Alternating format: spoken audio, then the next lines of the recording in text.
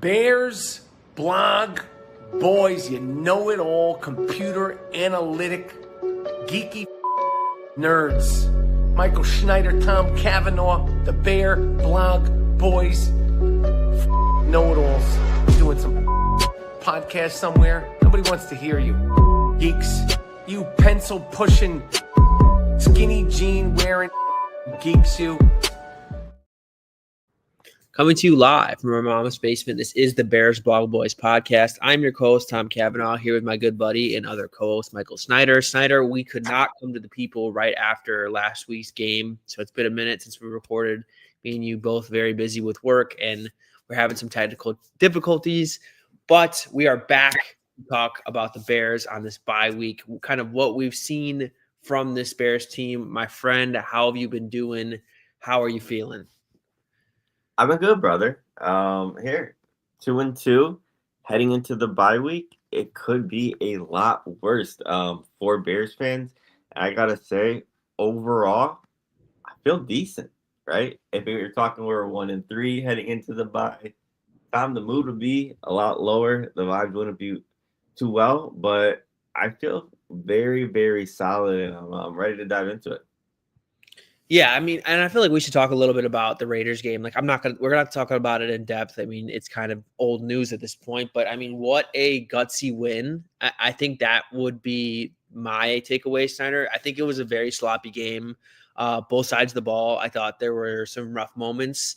And I thought just like the overall operation of the offense kind of took a step back from what we saw against the Cowboys. I really liked how Caleb played. I thought, honestly, he put the team on his back in a lot of ways, but like from an overall team perspective, just a lot of mistakes on both sides of the ball. And you never want to see that, but to come out with a win in the fashion that they did, to take care of business on that last drive on offense, score that touchdown, and then to really come through on special teams. I mean, these are games that the Bears have lost in the past where they're the ones getting the field goal blocked. And they're the ones making a bad decision. Like, I think the one that Pete Carroll made to even kick that field goal right there at the game, like we saw that last year with Eberflus against the Packers. So it was good to be on the other side of that and have a coach that I think knew what he was doing to kind of close that game out to where you feel good about how he's going to handle those situations in the future. Yeah, I mean, you feel great about the coach and the quarterback, especially late in the game. The frustrating part about the Raiders game, Tom, was that we were handed so many gifts and we really couldn't capitalize, right? That kind of shows me like, okay, we still need to grow on the team because you take total control of that game, given the gifts you had. We kind of just kept shooting ourselves in the foot. Looks like that first half, Max Crosby was playing one of the best defensive games I ever seen, man, just causing havoc. So, yeah, just a lot of stuff like that. As this team grows chemistry, as they grow together, you hope that, when you get handed those opportunities, you take advantage of that and get up early and change the game script, right? A lot of the good teams across the league, that becomes almost like a 2-3 score lead early, but it felt like early on, like we were way too close than it should have been. It was definitely way too close than it should have been. And that's such a great point. Like, to turn the Raiders over 4 times and it come down to a game-winning field goal. I mean, that's like a win's a win. Like, you're always going to be happy that the Bears came out with the W, and that's going to go into the win column in the grand scheme of the season. But like, when you're trying to project their success moving forward, like those are the things that can't happen. Like that should be a lopsided victory, right? And you totally are right. They could never capitalize on the opportunities that they had until the very end, and they did take care of business, and you got to give them credit for doing that. But like, they had so many short fields, Snyder. They had just opportunities to like just score and put the game away, and they kept having dumb penalties or dumb mistakes, like letting up sacks, blowing protections. Like it just kept happening over and over and over again. And we saw that against the Lions, I think, in that week 2 game, and we definitely saw that against the Vikings in that week 1 game. And that's really where this Bears team needs to clean up. But just the overall, they're shooting themselves in the foot. Like, we know this team can be very, very talented on offense, and they're getting in their own way right now. And I understand, like, that's going to come to the territory with the new coaching staff, with the new offense. There's a lot to memorize with this offense. And I think you're seeing across the board, everyone kind of struggle with that. I mean, Cole Kmet, Darnell Wright, they're having these false start penalties because there probably is a lot to think about. And that's going to just clean up, I think, naturally over time. But at the end of the day, if this team wants to like actually make a push for the playoffs, like those are the things they have to eliminate, especially Snyder, which I'm sure we're going to talk about when the defense is not playing well, right? The offense has to be a lot more on its P's and Q's to kind of make up for how poorly the defense is playing.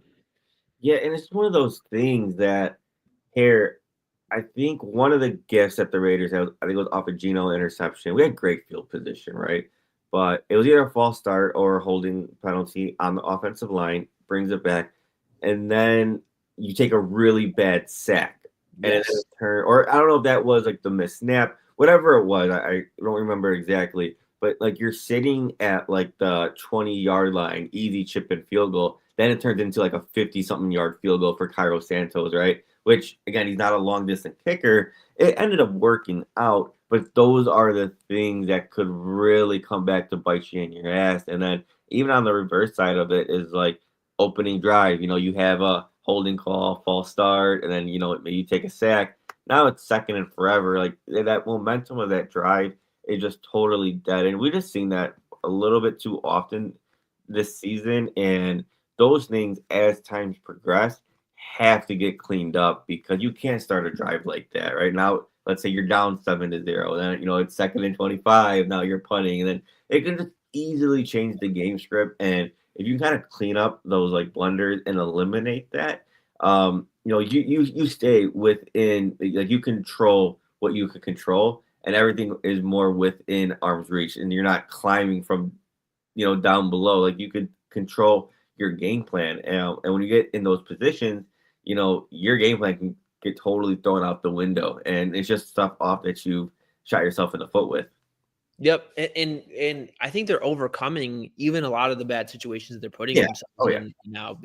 Which, you know, I don't like. I think it is somewhat sustainable. Like I think Ben Johnson's third down play calling has been great. I think his fourth down play calling has been great. Like I think they have good answers on those situations, but those are situations you want to avoid, right? And I think that's really what's important. What you just brought up.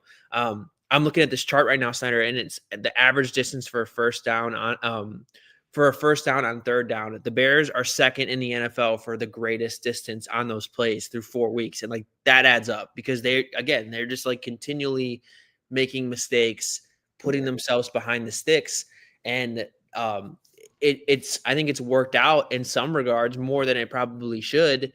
But I think over time, like those are situations you want to avoid. And I think that's what you just brought up. Right. I think it'll clean up over time, though. Again, this is a new offense that guys are learning. Ben Johnson, again, he's a first-time head coach. I think we're seeing some of the kind of green areas of him being a head coach and like how he handled the media. Like I know it was funny and people kind of laughed at that whole interaction with Aditi. I cannot pronounce her name, so apologies for that. But I think people thought that was funny, but like this is new territory for him, right? Like he wasn't doing interviews as the offensive coordinator at halftime when you're worried about the team and you're locked into the game plan and which plays you're going to call next. And then you have to talk to the media and stuff like that. Like he let his emotions show. And he said, I wasn't happy with that moment. I don't like how that looked. And I'll be better moving forward. So again, this is new territory for a lot of everyone involved. And I think even for Ben Johnson, who's a head coach first, and then also the offensive play caller. And I think with time, these things will get better.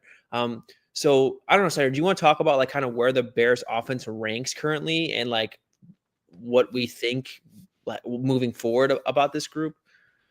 You know what? Before that time, I really liked, I actually didn't hear that response from Ben Johnson, but I think I really like how like grounded our coaches. Like he is like one of the first coaches to admit when he's wrong or like I gotta be better and like clean that up. And that's just like not just at the football level, just to hear that kind of, I don't know, I think it speaks a lot to the character of Ben Johnson. So I didn't even hear that quote, but yeah, I want to touch on that. That's pretty cool to hear, no doubt about it. And what I like about it even more is that It's not like obviously he was asked a question about that, but like a lot of coaches just say like, yeah, we need to be better. And they're not specific about like how they need to be better. Like he just straight up owned it. Like he owned it. You could tell he thought about it before, right? It wasn't just like coaches speak. I'm saying what everyone probably wants me to say. Like it felt genuine, authentic. I feel bad about that. And I'm not going to do it again. And that, I think that just speaks to your point. For sure. Yeah, no, let's talk about the Bears offense, Tom. I just quickly glanced. Bears right now are still top 12 in points scored this year, which again is a huge improvement from what we're used to. I'm sure you have a little bit more advanced metrics, Tom, to kind of dive into. But thus far, like the offense as a whole, and again, being a totally new staff, like a totally new, basically a whole new offensive line that needs to gel together, and just so much IQ stuff being thrown at all the pass catchers, offensive line, and then Caleb. I am pleased through 4 games where we're at. Yeah, I'm pleased too. I think that like amidst all the mistakes and some of the bad plays, like I still think they're doing good things. And listen, like I know there's areas of this team we wanted to see improve and obviously play better than it was last year. And that I don't think necessarily have, like the run game, the defense taking a step back. Like I think those are not good things. But at the end of the day, we knew the season was going to be about Caleb and Ben's relationship and how that marriage was going to work. And it's still about that. Like it's still about, again, obviously I don't want to make it all about the quarterback, but like this was going to be a huge year for Caleb and his development. And that was the main thing. I wasn't coming into the season expecting the Bears to be like playoff contenders. I really wanted to see the strides with how Caleb was going to work within the structure of Ben Johnson's offense. And honestly, I think that we've seen a lot of good things. We call Ben Johnson a great play caller, and he is, but his offense is hard. It's not like Caleb's in this like dink and dunk lollipop offense. Like they're real deal NFL throws that you have to make for this offense to be successful. And I think we're seeing Caleb take to that very, very well. I think even better than I even thought, because those big boy throws, the ones he's making over the middle of the field, like he did on that touchdown to Rome, like those are hard throws. Those take timing, those take reps, those take trust. And the fact that Caleb's even attempting them, let alone them being successful, I think is a great sign. So the overall offensive output from an EPA per play perspective has not been great. The Bears ranked 23rd. A lot of that has to do with their run game. They have one of the worst run games in the NFL. But if you're just looking at a dropback per EPA per dropback, they're ranked within the top 15. So they rank 13th in EPA per dropback. So again, like that, it's not amazing. It's not like there's a crazy blown away stat right now, like even that they're in the top 15. But again, I think it's huge progress from where they were last year, where Caleb looked lost. A lot of players on this offense look lost. I think that they're building towards something, and I actually feel better about this thing getting better in a linear fashion over time. And with time, I've seen Caleb be more comfortable in this pocket as well, right? And it's a weird balance, because there's times where he is just extending plays within that pocket, and it's just special ability. But sometimes it was at his own detrimental, to where, hey, maybe just move on, live to see another down. But I think he's been balancing that a lot better versus like week 1 to like what we've seen now. Like you actually see him being more comfortable in the pocket, and you actually see him taking more chances. Like again, he has a rocket arm, and I've seen him throw with anticipation last year and just absolutely fire it in there. It seems like he was a little bit hesitant early on to the season, but you're seeing that grow. You're seeing him, hey, let me just believe in my arm, believe in my guy. He's going to be there, and let me fire it in there into these tight windows, into the tight coverage. And you've seen that on that touchdown to Rome, and you're seeing it more than you did early on to the season. I just want that confidence to continue to grow. I want that connection of him expecting his receivers to be and just trusting his arm into those tight coverages, because that unlocks something, Tom, that we really haven't ever seen from a Bears quarterback. Just doing those things, and just unlocks so much more to the offense. And I think, he's going to continue to grow. I think he just, again, stay confident in the pocket, trust what you trust, and let that arm do the work. And I'm excited for that to continue to grow. Yep, I'm right there with you. That's probably the thing I'm most optimistic about is like how Caleb and this passing game has played. They've been far from perfect. I think, a disappointing aspect is the protection hasn't been maybe as good as I thought. And we'll talk about the offensive line because they obviously made that major shakeup in the game, and it looks like it's going to be not a permanent one, but a change moving forward.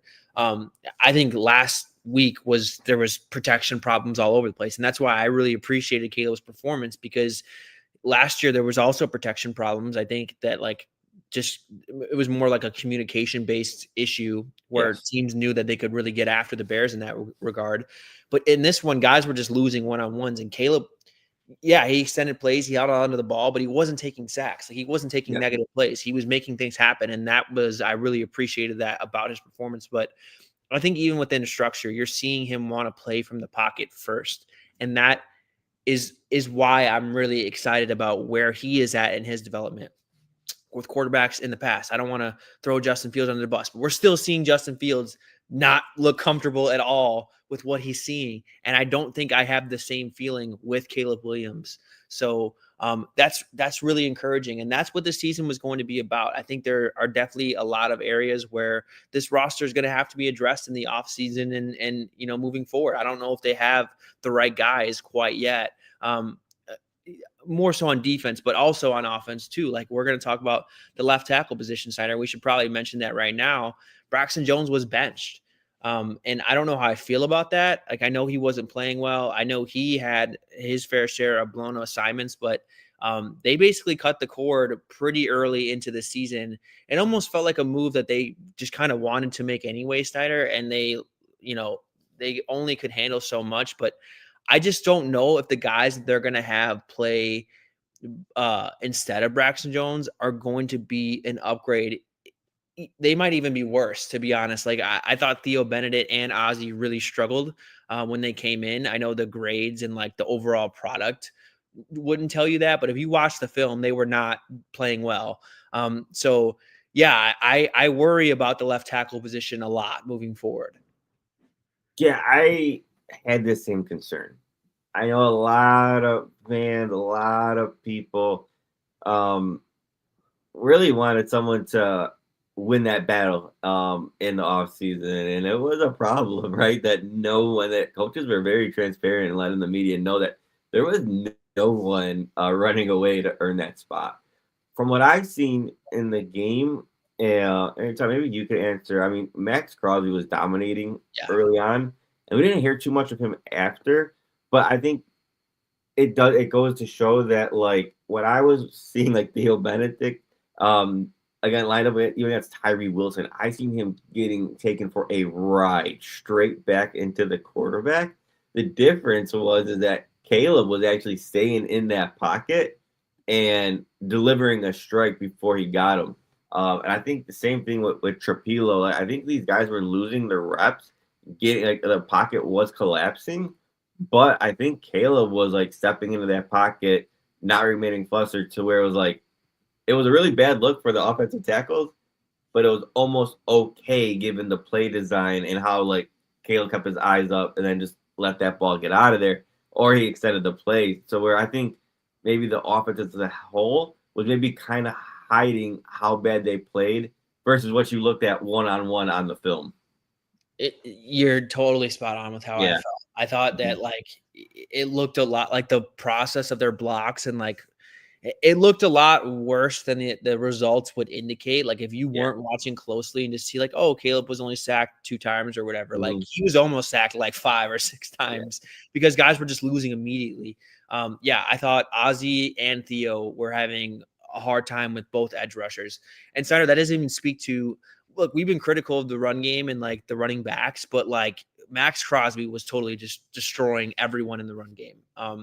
And I think Braxton Jones was more of an execution. Like, he was screwing up the blocking assignment, blocking the wrong guys. That's why he got benched.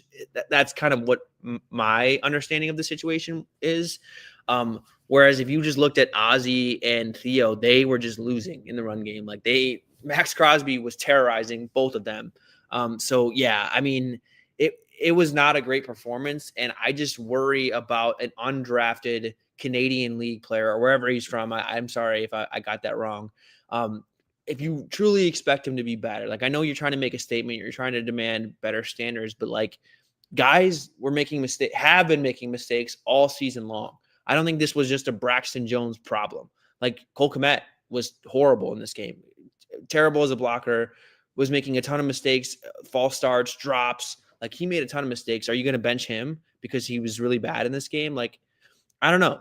That's kind of where I feel like Braxton was the easy guy to pick on. I'm not sitting here defending how he played.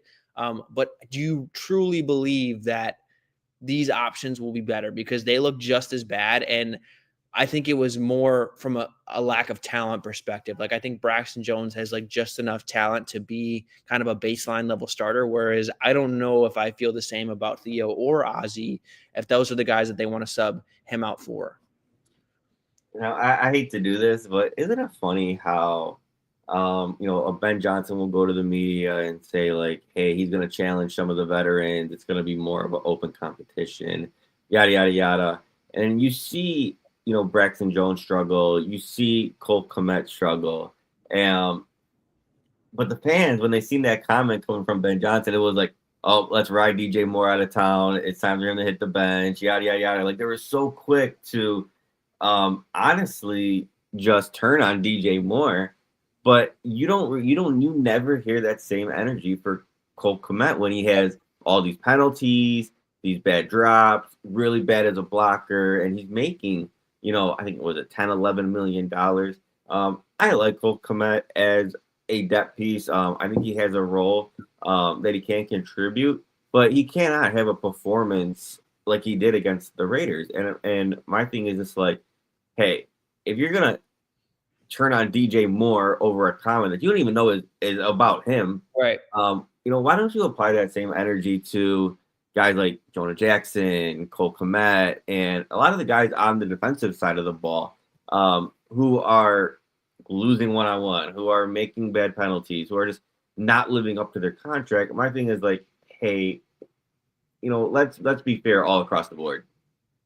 Yeah, I totally agree. And I don't know. It seems like those comments, Snyder, were, I know I think they were receiver driven. I can't 100% remember. Like, I think he was talking about running routes or something like that, but it was probably about Braxton Jones too, because this seems like a decision they've been thinking about, right? You don't just bench through 4 weeks.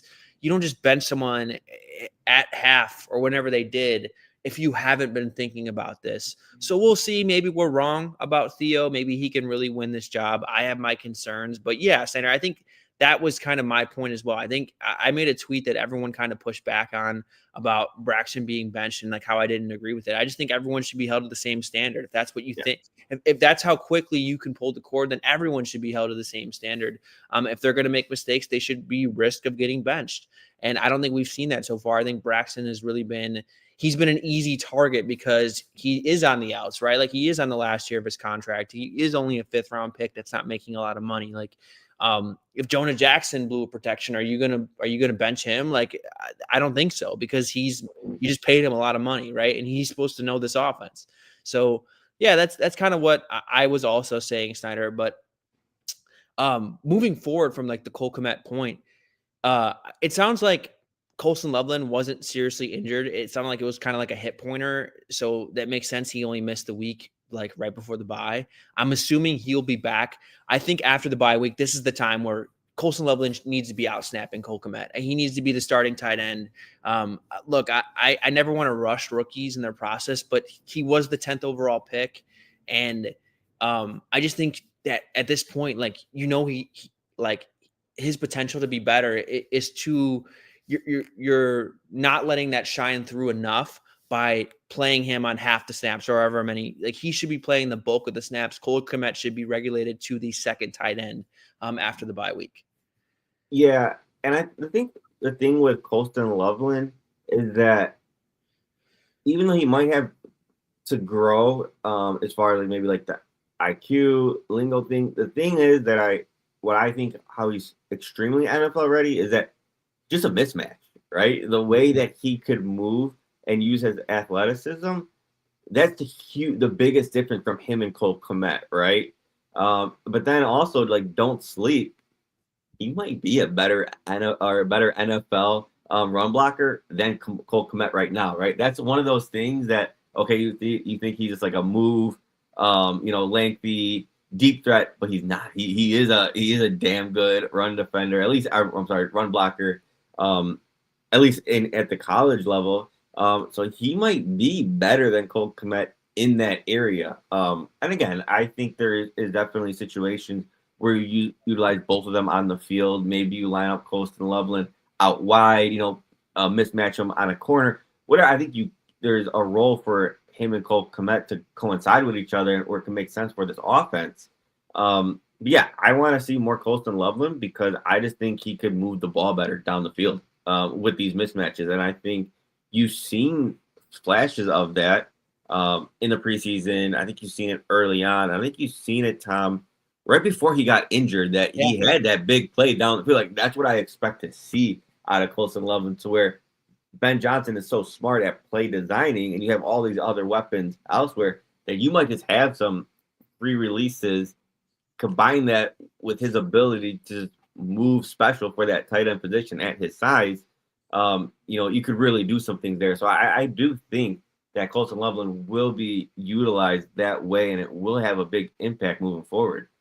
I mean, the first 3 plays of the game of that Cowboys game before he got hurt, they were all plays designed for Colston Loveland. So I think we were seeing that beforehand, that they wanted to get him more snaps. But yeah, I think after the bye week, like, this is the time. Like, this is the time he needs to be the full-time tight end. And I get it. Like, maybe you want to rotate Cole Kmet in a little bit, depending on the look. Like, if you want to go a bit heavier while still staying in 11 personnel, then in the run game, for sure. Like, and again, Snyder, I think you could be right. Like, there could be situations where Colston Loveland is a better run blocker. Like, I think Cole Kmet has been pretty inconsistent throughout his career at that. I'm not saying he's a terrible run blocker, Cole Kmet, but like, there are games like we just saw against the Raiders where he really struggles. So yeah, I just think that this is the time that we really need to see him embrace this tight end role, because again, I think he opens up more for your offense, and that's what we need to see. That's why you use the 10th overall pick on him. So I'm really excited for his role. Snyder, why don't we talk about the run game, because it's been really poor. And again, I don't think that I think this is a collective.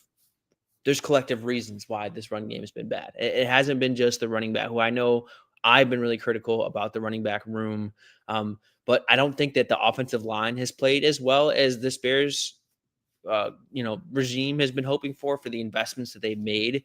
I think they're still trying to figure out what they're good at, which is what I worried about. It's a very mismatched kind of smorgasbord offensive line that I don't know, like, if they are like all great fits for each other, even though I do like some of the individual players. And I think they're just really still trying to find themselves. And I think they're really trying to gel together, have that feel together. So much about the offensive line is about continuity, knowing how the guy next to you plays, especially in the run game, right? Where there's combo blocks, like you have to peel off blocks at it's all about timing. It's all about numbers. Like, all of that takes time and feel. So the fact that it's not, a ready-made product in week 4 doesn't surprise me. But I do think there's still issues with the running back room. There are guys leaving yards on the field. This running back is not a great fit for who the Bears want to be in the run game. And yeah, I don't know how much better it's truly going to get. I think it can get a little better to where they're not like in the bottom 3rd in the NFL, and it can get to maybe like the 18th best running game. But even then, I think that's being overly optimistic, and it kind of makes you wonder with what we're going to talk about, Snyder, and some potential trade targets. Like, do you go out and maybe trade for another running back and try to build your running game differently around someone you could potentially trade for? Yeah, I really want to dive in that with you. I've been encouraged what I've seen from Monangai. I like his running style. I like how he's powerful. He really makes the guy miss. I do want to see a little bit more of him. And just Swift, he is who he is, right? I think he could shine in the outside running. I think if you get him, in the passing game, screen game, he could help and contribute to the team, but he's just not a bell cow running back. He is not a featured guy who can, rush it 20 plus times a game. But I think he has a role where he can be a contributor.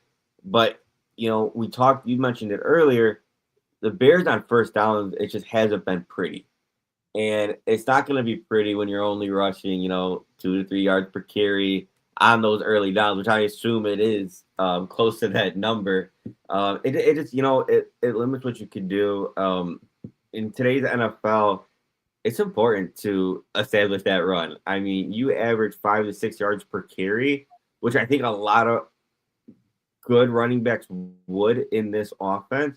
The way that can just physically and mentally tear down a defense, if you're in a lot of neutral passing or neutral downs on second down, third down, it just opens up so much what you can do, especially when you have a head coach who goes for it on fourth down. It just leaves the defense in such a unpredictable mindset on top of like, oh shit, they're wearing us down with this run game. It could unlock so much more in an offense that have been making strides in, like, for most teams, the hard part, right? Like the fact that we're having guys open, that we have Adunze and some other guys contributing, Caleb doing well, that all of that part of the operation looks pretty damn good so far. But if you're telling me, like, hey, there's a running back out there that can unlock this offense even more and make everyone else's job easier, I think you go for it. And that's the part of this offense we're still waiting to see get unlocked. It is the part that we're waiting to see get unlocked, Center. And some stats to back with what you're saying where, again, like yards before contact isn't everything. Like I think there are definitely problems with how things are being blocked up. It's definitely far from perfect. Like I am not trying to sit here and say it's all the running backs, because the offensive line, I think, has been not even just the offensive line, the tight ends, the receivers, the blocking has not been up to the standard I think Ben Johnson would want it to be. But the Bears are 11th in the NFL in yards before contact. And like I've mentioned some other stats before, they're dead last in yards after contact. So I do think the running backs are a problem. I've liked what I've seen from Monangai. I still think he's learning. Like I still think you see mistakes in pass protection and, some maybe like doing too much on some plays. So again, like, yeah, I'd like to see more of him. I'm not sure. I could see a world where his snaps start to bump up after the bye. We see some post bye week rookie bumps for him where he is more of a factor. Center, I think what you talked about Swift and his role, I think the role that they have him in is taking away from what he could be in doing really well. In 2022, he was fifth in the NFL for running backs and for yards per route run. Like he was mainly a receiving weapon in 2022. That was what he did best. And I think he could truly still be that. And he could be a mismatch weapon that just gives the offense or the defense something else to worry about in the passing game, another thing. But they don't really use him like that because that he's tasked with being the early down workhorse. And at this point, it feels like you're banging your head against a brick wall. Like it's just not working. That's not who he is. You got to try something different. Like I just don't think he can operate an efficient run game. I just think we've seen it too many times and it's not working. So I'm not saying Monangai is going to be that guy. We'll talk about some of the trade candidates out there and if they're worth, kicking the tires on. But I just truly don't like. I would like to see that role be reduced for Swift because we know through every stop he's ever been in, and then through a season with the Bears, through 4 games of this year, it's not going to work with Swift. Yeah, so I'm ready to explore some trade options. I mean, this is just one of those things that's like, it's always kind of like a pipe dream to expect a blockbuster trade in season. Right. But I think given this situation with Ben Johnson, that it's just one of those things that it's not really a hard job, right? Like it is really gonna improve. I know I hate just killing Swift because I just think he's just being misused, right? Right. It's just you're trying to make him do things that he's never been good at, right? And it's not, to me, it's not really just an indictment on him. It's just this is not who he is.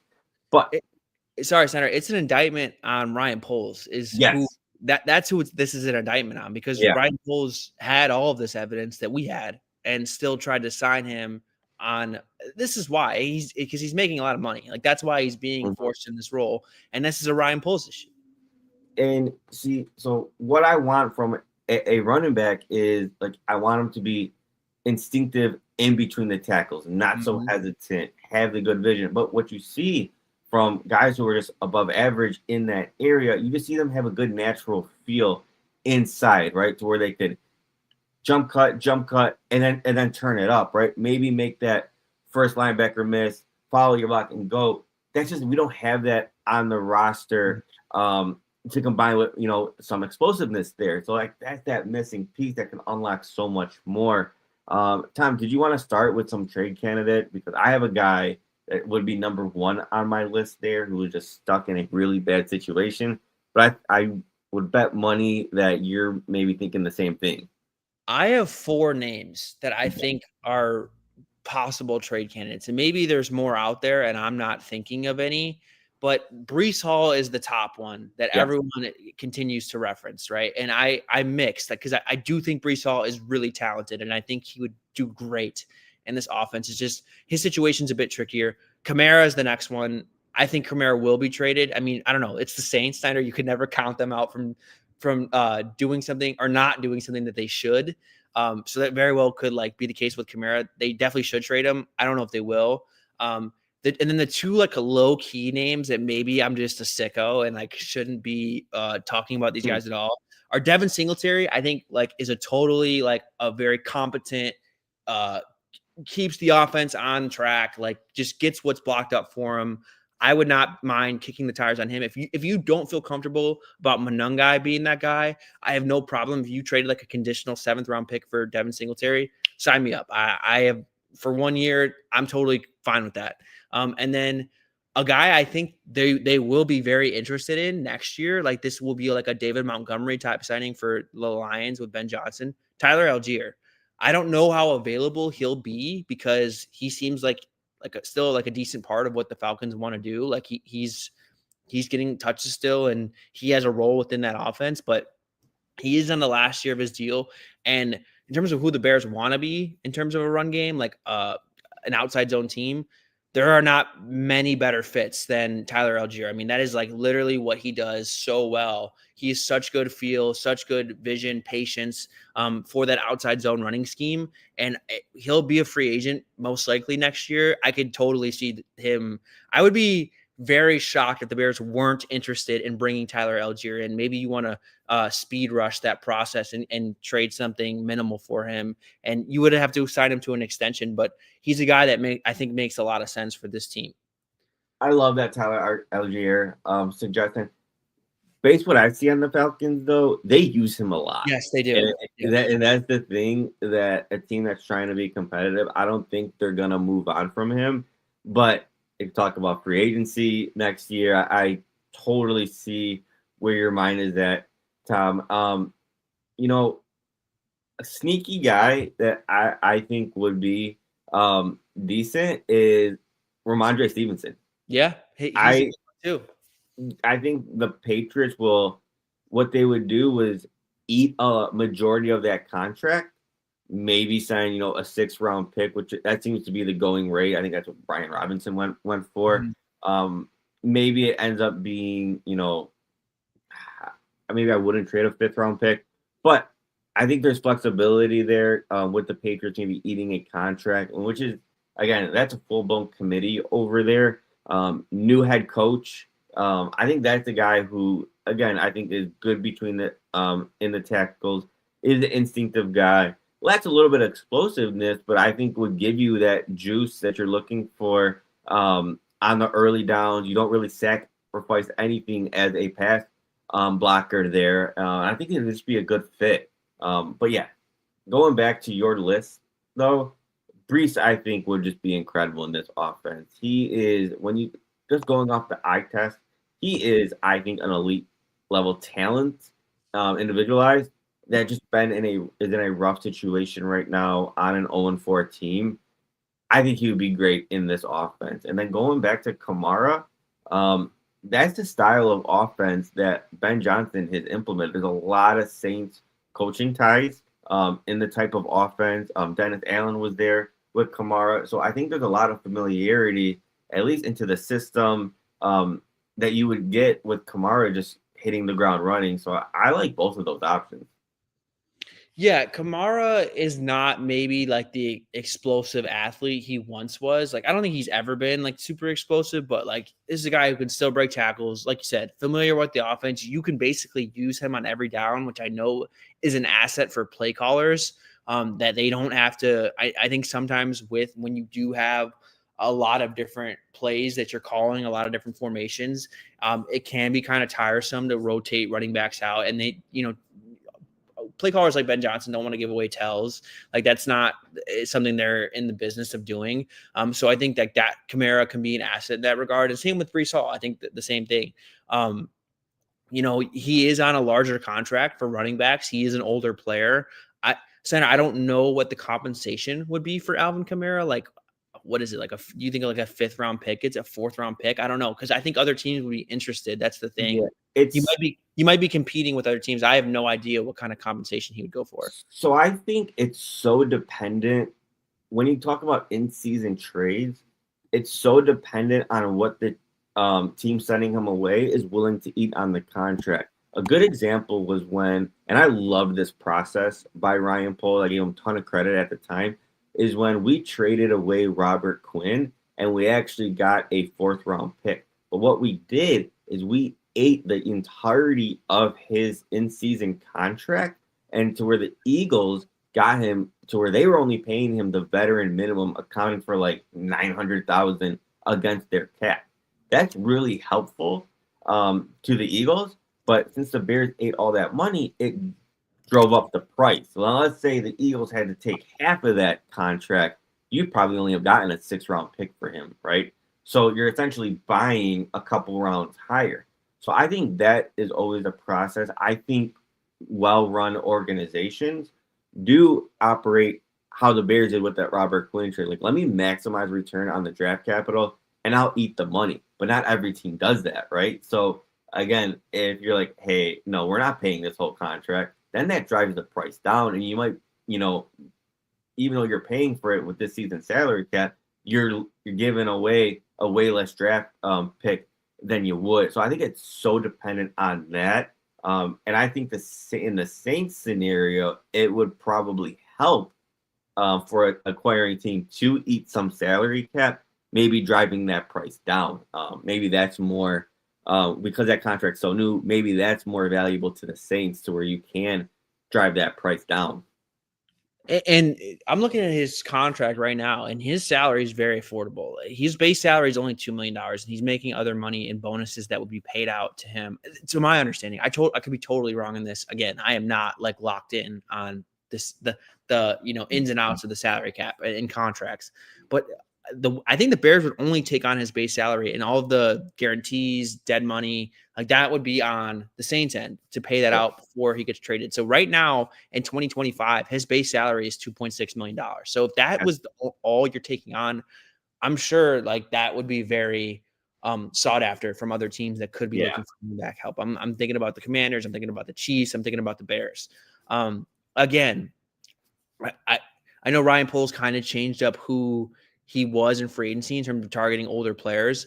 I don't know if this would be a trade he'd be ready to. I think this would have to come on Ben Johnson's end to be really all about this trade. But I don't know, Sider, how do you weigh that out with a guy like Breece Hall, who I think would definitely cost a lot more in draft compensation, and then you would have to extend him, right? Because I don't think you're trading a day 2 pick for a running back if you're not extending him. So, and again, would the Jets even, I don't even know if the Jets want to trade him. Like Braylon Allen's hurt. I know that they're kind of in a rebuild, so maybe they would be looking to trade him, but like he could be a piece that they're looking at as the future because he is a younger guy. I think he's the most talented, but I do think like it is a bit tricky. I don't know if the Bears are in a situation because they have so many holes on defense. They have such a glaring hole at left tackle, like committing to another running back. Is that something you want to do? Or committing a draft pick and finances to another running back, is that something you want to do? I would be a little hesitant to do that. Yeah, that's going to be a good debate. amongst fans. I think a lot of people are going to go back to maybe the Montez Sweat trades where you traded a second round pick for Montez Sweat during a season where you weren't competitive. And maybe if you would have waited to free agency, you could have got someone at least close to Montez Sweat and kept your second round pick. I think that's the argument a lot of fans will allude back to. But what I think is that the Bears are a competitive team. Okay. And when I trust Ben Johnson and his run scheme, and I truly think that a running back of Breece Hall's talent could really unlock this offense. And honestly, ultimately, I think it helps Caleb, putting him in more favorable situations and helps the offense. I think there's a lot of value in that tends to get overlooked. So yes, I would do it. I'd have no problem sending. I know a third sounds rich, but I have no problem sending like a 3 or a 4 for Breece Hall. Maybe extending him in season, and just because I think I want the Bears to be competitive. I want a running back to take some of the load off of Caleb Williams. I don't want to be in 2nd and 8, 2nd and 9s. Combine that with a false start penalty. I want a running back who could drive it down a defensive throat, wear and tear them, and then, oh shit, we still have a insane talented quarterback who has 3 or 4 pass catchers that could do damage down the field. So I just think it unlocks something that is so valuable that in a sense that may get overlooked to what it can do to help everybody else. And most importantly, our quarterback. So I think that's how valuable I view the running back position in this Ben Johnson offense. But I think a lot of people are going to look at it like, hey, we could have just drafted someone in round 4, or let's just wait for the draft to add a stud running back. And I understand that argument, but I'm sorry, I am just not pushing all my marbles into the season, but I want to see what a running back can unlock for this offense and how it could help the whole entire operation. I think that is very important than maybe playing the value game this offseason. And maybe there's a good middle ground. So okay, maybe you don't trade a high asset for a Breece Hall. Maybe find a little bit more responsible balance there. But again, I think I rolled the dice on the talent of a Breece Hall. Yeah, I mean, I that's a fair analysis, Snyder. I struggle with it because I definitely see what you're saying, and I think Breece would be the most talented running back to unlock what this run game needs. And so for that, I'm very excited. I just think that there's some other logistics. I maybe am a little hesitant to kind of use resources at.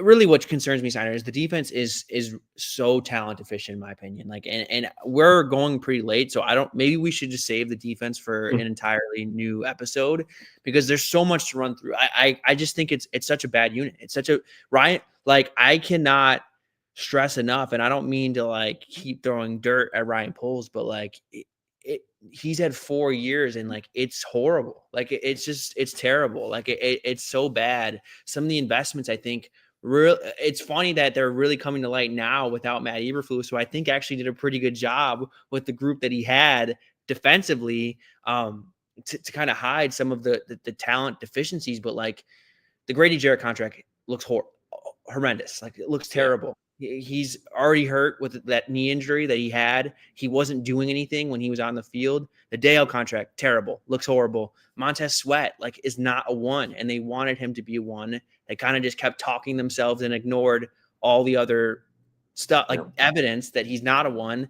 And it is just, this defensive line does nothing well. The only bright spot about the Bears defense is that fully healthy, their secondary could be pretty decent. And I think Dennis Allen's doing some cool stuff on the back end. I think that's what led to the interceptions, but they're getting ran all over. They can't generate any pressures, 3 pressures against Geno Smith. I mean, just ridiculous, just absolutely ridiculously bad. And that's going to take money and draft picks to fix. I don't think that's just going to be. And then you also have a huge hole at left tackle. So I don't know if I'm ready to commit anything to a running back. I think there are probably better cost efficient ways to address that position. And Snyder, I'm not trying to say I would not be interested in adding Breece Hall. He's extremely talented, and I think it would be awesome in this offense. But like that lack of defensive talent and all the problems that they have is just in the back of my mind constantly. That this is going to take a lot of resources to fix. And that's the frustrating thing. There's a lot of investments on the defensive line. I mean, Montez Sweat, the second round pick plus $25 million per year. Deo, $17 million per year. Grady, I think, mirrors the same contract. I think Trevon Dexter is a bright spot there. Yeah, and he's going to need an extension too. So that's another guy to think about. Like, exactly. He's not going to be cheap, but that's another second round pick. You have a second round pick with Shamar Turner. You whiffed on a third round pick, which essentially was at the time a second round pick on Zach Pickens. So there is a lot of investment and it's a very poor unit. I do like the secondary. I'm okay with the linebacker crew. But you can't just blame everything like no Jalen Johnson, no Kyler Gordon. Like when you are watching these guys individually, one-on-one, they're not doing the valuable thing to justify their draft capital used on them and the money. And it is the resources that are in there. It should be a damn good group, and it's not a group that they're not strong against the run. They're not, just strong against the pass. They're bad at pretty much everything. I would like someone to point me at something they do well. Like what is this group doing well right now? Like they're terrible at everything. And I get it. Like Grady's not healthy, but he wasn't contributing to a high level or to like I think even an average level before he was hurt. And like there were risks with signing him, right? He was a declining player. The Falcons, whose defensive line was horrible, like terrible, like worse in the NFL last year, they cut him. So if that tells you anything, that like they needed as much help as anybody and they still felt comfortable cutting him. And I think that really just comes back to he just wasn't the same player after the injury. So huge red flags. You're locked up to him now. I mean, you could post June 1st, cut him next year and save like $2 million, but like he's on your cap next year, pretty much however you want to cut it. Same with Deo. And that signing has been a disaster. And like, I thought at the very least, Deo and Montez Sweat would hold it down in the run game, keep things in between the tackles. Yeah. It's not happening. No. Snyder, before last week, the Raiders were 31st in rush and EPA per rush. And they were 31st in rushing success rate. If you just look at last week, what they were able to do against the Bears, sorry, I'm doing this live. 228 rushing yards. Yeah, 228 rushing yards. I'm just from an efficiency standpoint. In week 4, they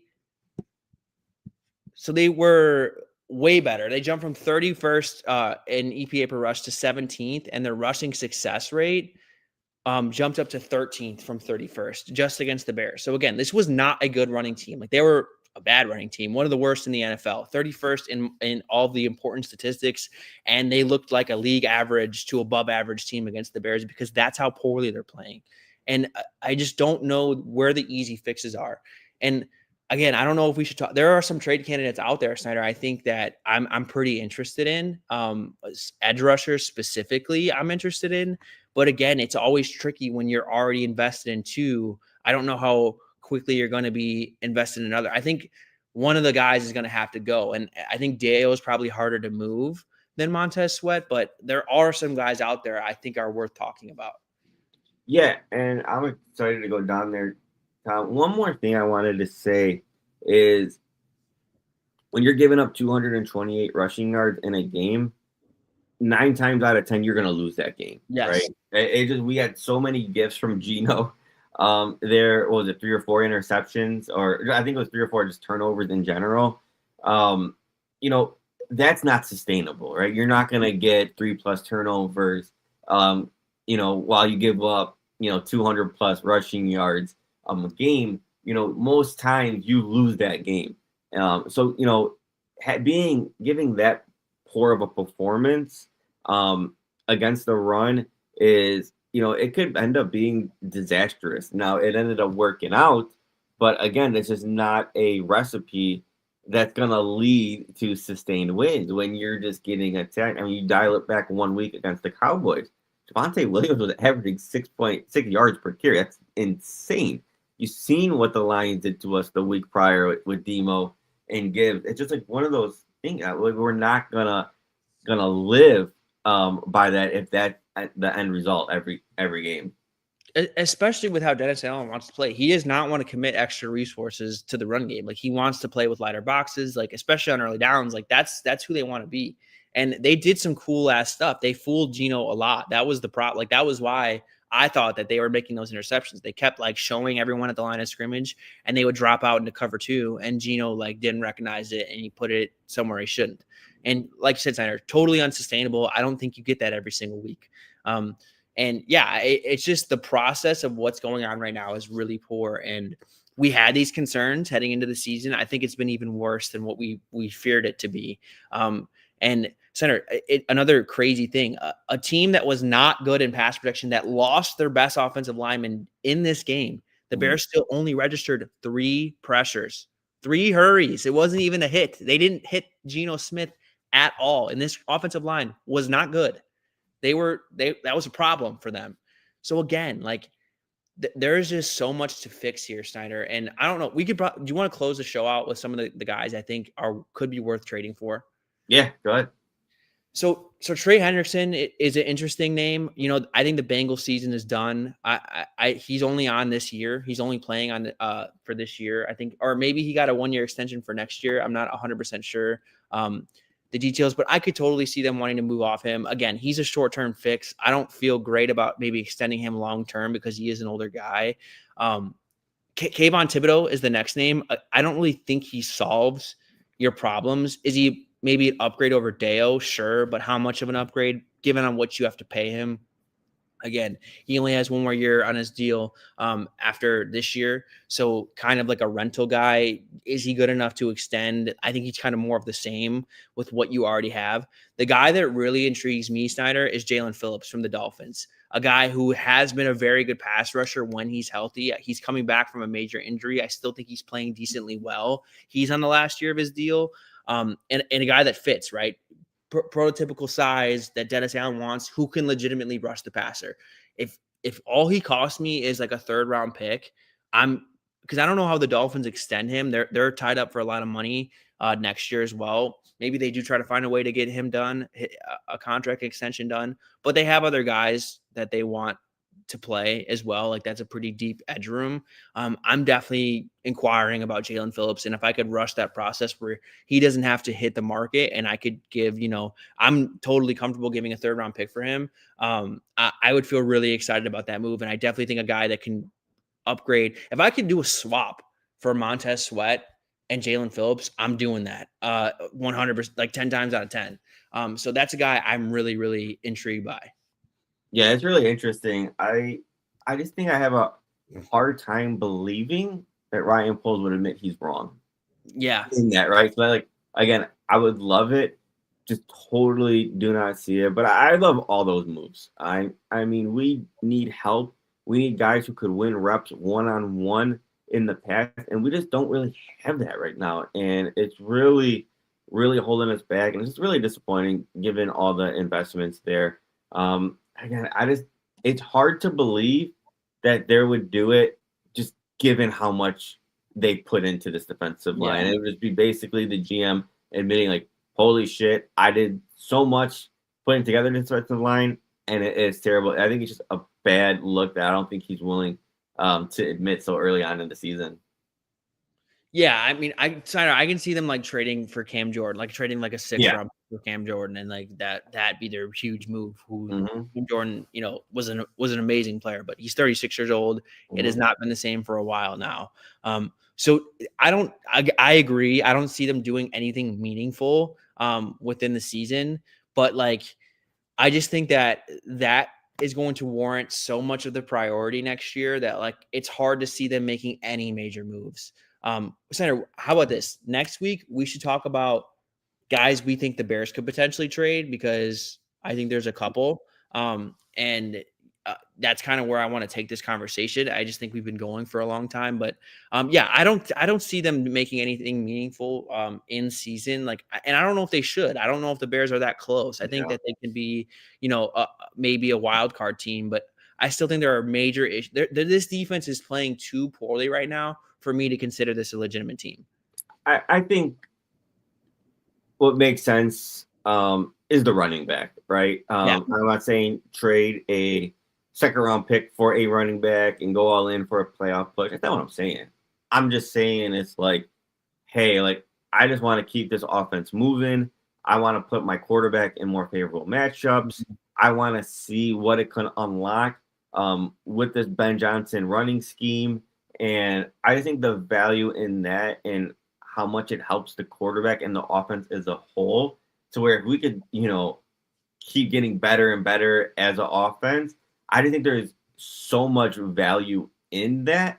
To where if you tell me like, hey, you traded a third or fourth round pick for a running back and we finish the season, our running game goes from like one of the bottom to like a top 10 unit, and the offense is consistently like, maybe top 10 in points scored, and it just grew since the running back acquisition, I would feel great about that regardless what happens in season, because I do not think this defense is going to take us anywhere. But if you tell me that a running back, and the stride that you make from that move kind of just drives you up in all those stats there, I see so much value in that. And hey, maybe if you do trade a third or fourth or whatever it is, right? Now you know what a running back can do to this offense, right?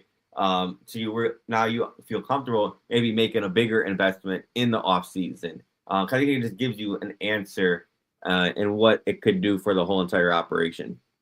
100%. And I think it helps you. You've already alluded to this, but it helps you avoid some of the I mentioned it before. The Bears they're second in terms of the longest average distance for a first down. And I think the lack of a running game is a huge part of that, because they're just not a very successful unit right now.